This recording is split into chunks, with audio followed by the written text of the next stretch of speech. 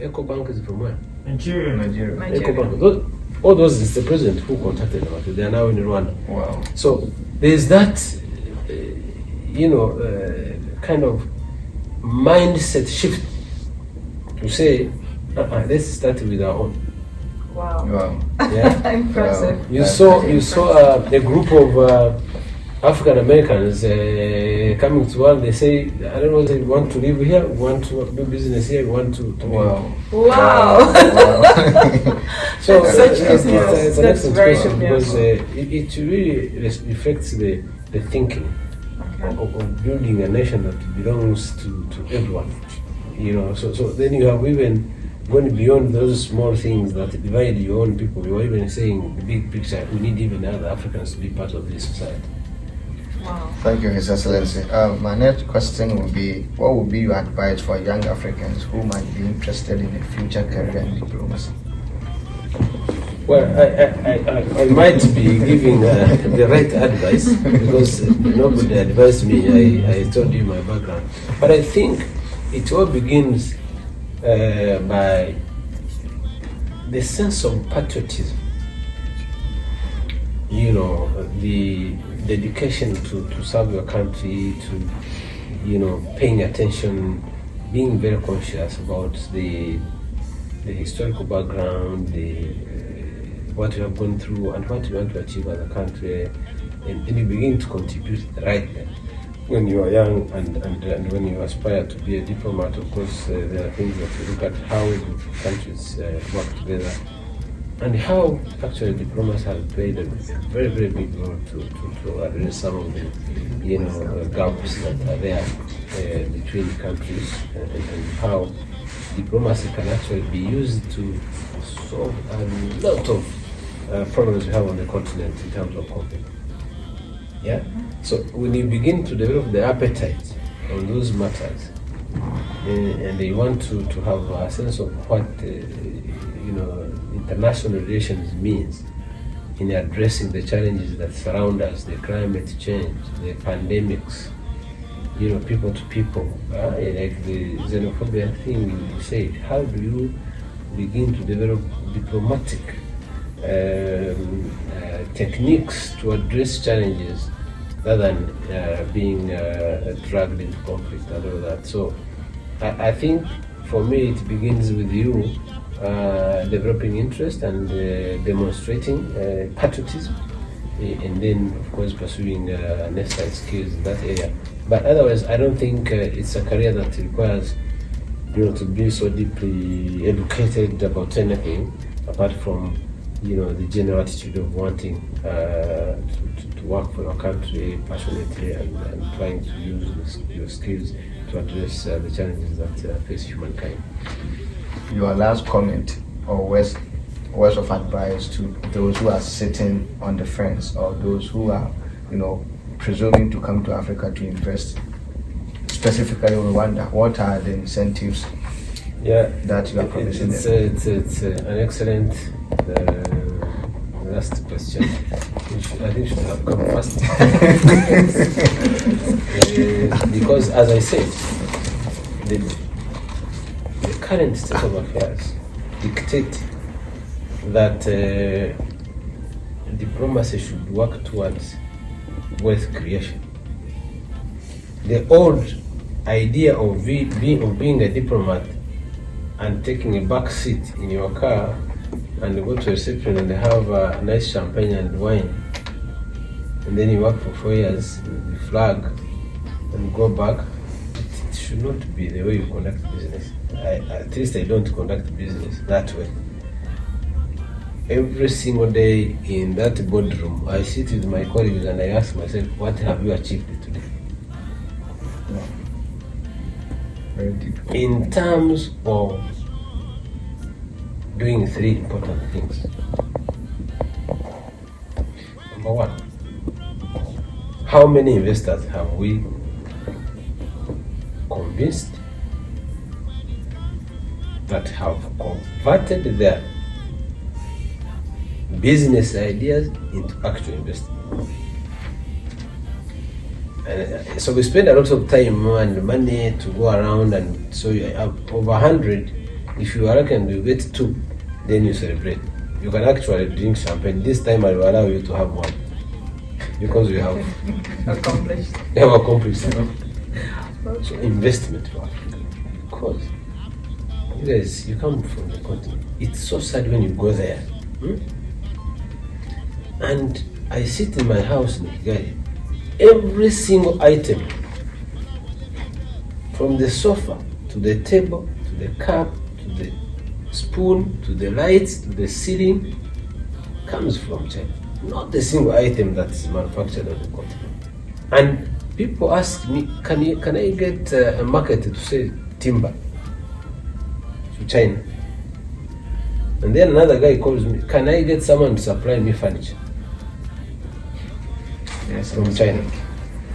So timber, they come this way, furniture go that way, but it is the timber that came this way, the wood that made the furniture that we are selling. Can you get investors to come and do exactly that because you have the raw materials? So we want to encourage those who are looking at the continent and thinking, can we not? So there is a conflict somewhere, Central African Republic. Now there is Ethiopia in the news, then there is Niger, then there is this, then there is coup d'etat.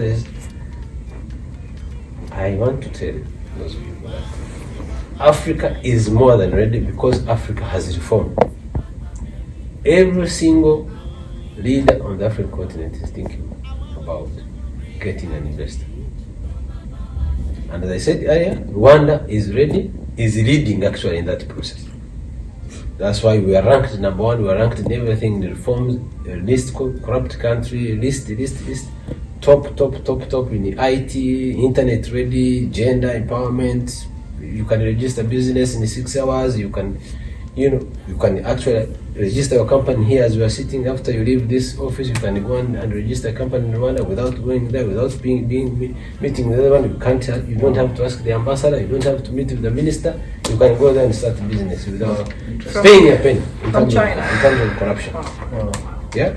So, I spoke about, in a broader perspective, about Africa, but Rwanda is more than ready because, as I said, you can register a business online. You can register a property, you can buy, you can pay taxes online. You don't have to meet human face to do registration. Yeah, if you feel like you want to go to Rwanda Development Board office to register your company, it takes 6 hours. If you don't, do it online. Wow. At low cost. That's good news. So, and I want to speak on behalf of Africa. Honestly, many African countries, I was in Kenya, I visited these other countries, everybody's talking about bringing investors. And any smart entrepreneur, any smart investor should think the African continent as a place to be and invest. We have resources, we have the youngest population. 70% of the population is less than 35 years. I think all of you belong to that group. That's labor force that's not costly. Many years ago, Americans, Germans brought their operations in China because they had cheap labor. Not anymore. Africa is the place to go. And Africa itself is the same size as China in terms of market. It's going to be 1.3 billion people who are going to be, because they are already consuming. I told you what I find in my sitting room. I'm a consumer. Another person is a consumer. Another person is a consumer. Why should we continue to bring the raw materials and not be able to develop? Rwanda we just discovered sand that can make these flat glasses and non-flat glasses like this stuff. Wow. It's sand that we use to build houses. Someone told us the other day, this sand you can make glass. Wow. I'm now looking for an investor. I just met a few to bring it. So that's where to go. And we are ready. We have put in place a lot of incentives, tax exemptions to attract these investments because we know the impact of that. Number two, it is very important for us to continue working with China and expand the market for our products. Because the people who toil every single day to produce cheap and coffee and tea, they need a good market and a good price. So I think for us, we need to continue doing that. Look for Chinese buyers, show them because if you eat meat from Australia and tomorrow Australia says you should stop your what you are doing in what was this place, Xinjiang. So if Australia stops the meat, then you have a problem. But Africans, Yes. we don't have any conditions. We have a lot of farms, we have a lot of animals. Why don't you buy meat from Africa? Now, and there is a puzzle there. Because how many African companies are able to process meat, package it in a very hygienic way and make sure that they can be consumed globally? Not so many. Now, how I deal with that puzzle is what everyone should be doing. I want to invite you, bring your capital, invest in beef farming in Africa, because I have land. I have a lot of land that you don't have anywhere. We produce meat, we package it, we have an industry, we process, we create jobs, but also we market our beef to the Chinese market. The puzzle is completed.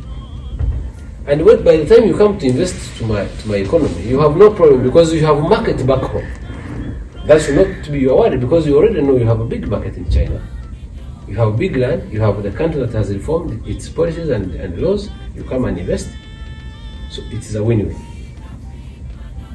Because number three is tourism. Sometimes we think of machinery and the industries. Rwanda's GDP today, 49%, we are going almost to 50. 49% of Rwanda's GDP is from services. It's not gold, it's not anything. Services. So people who have made money elsewhere, where do we want to spend the money? In a warm place, where you have animals and nature and lakes. In that process, you make money and you do your own industries. Nobody ever thought that Rwanda can make millions of dollars from visitors who come to see the gorillas, just seeing them and pay $1,500 in 1 hour. So promotion of tourism products is also critical. So we want to invite the tourists from China and other countries to come and visit African continent. Those who are fearful of security, of all that, the African continent is safe. Rwanda is the safest place, you know it. If you read the ranking, the safest place, and they say it's a place where a woman can walk alone at night. That you can check. Wow. I love it already. That's why I love doing that here. I love doing that here. I love walking around. Yeah, so that you become my ambassador in that respect. So, yeah, tourism, investment, marketing our products, I think is very key, and tell everyone that African continent is ready.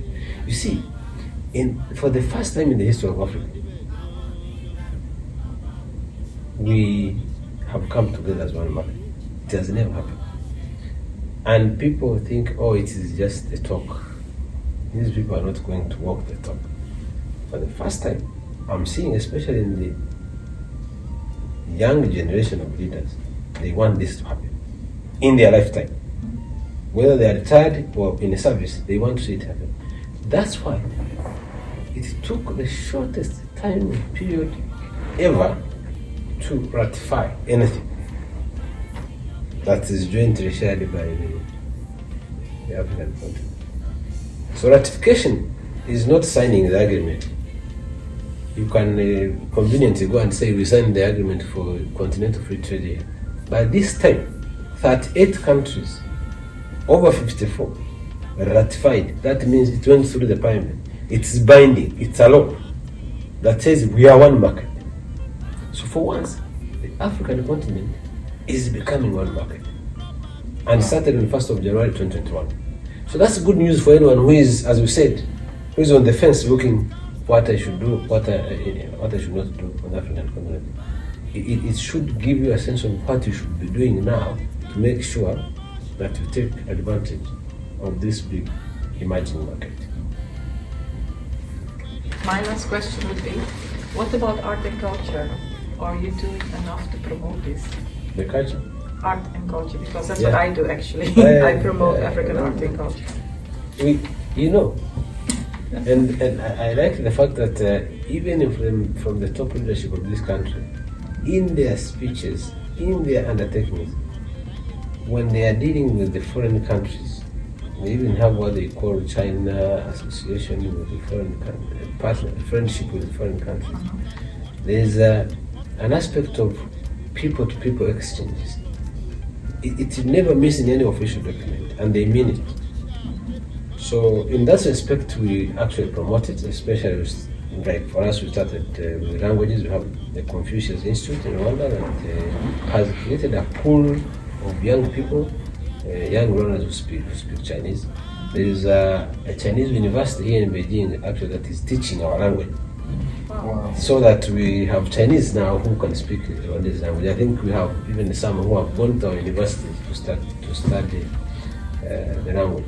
Then we have cultural performances. We jointly do it with the Chinese. We do it ourselves, and kind of especially when we do tourism promotion, we also promote our art and the culture and dance and songs and handcrafts, so that our Chinese, consumers understand what's the use, for instance, of this basket. What is the history? What is the story behind this basket? There's a very rich history behind this basket. It's not something that we started doing the other day.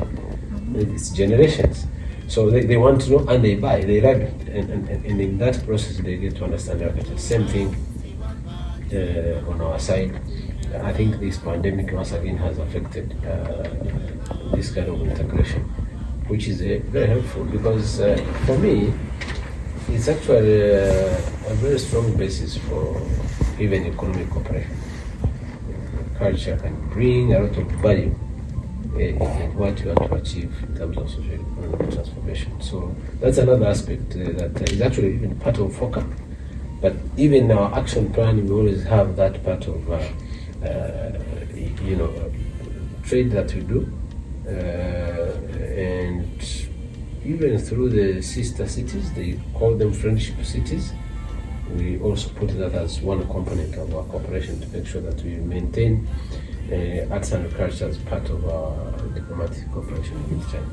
Excellent, because I hope I will see in future more products made based on the culture of African countries, and especially as well in this case, Rwandan country. Definitely. You see, for instance, if you don't pay attention, you will not notice that our ceiling It's very special, yes. reflects the floor carpet, reflects what we have on the ceiling. Yes. And when you enter our main lobby, on the floor, you find the same shape. Yes, yes. And when you see, if you get out the glasses in the door and the windows, they have some. It is our own tradition that now is being converted into contemporary art. Wow. Sorry, for this I have to applaud. Really, I'm so happy to see that, because I always look forward to see more African art and culture inside the interiors, or that we start missing. making it ourselves, Yeah. or especially in the embassies. This is for me really very We special. removed the city that was built by Chinese so many years. We said you can be creative. When people visit, this is called umugongo in our language. Actually, you have some. If you are done with the interview, you can show me the. You'll be done. Yes, I know. Yeah. wá gba Amẹ́ríkà. àmọ̀débẹ̀ Àwa ò ní dandan. bẹ̀rù, àwa ò ní ṣojo. àwa ò ní sọ́jọ́ bí. Bridge and bridge ló máa bá wa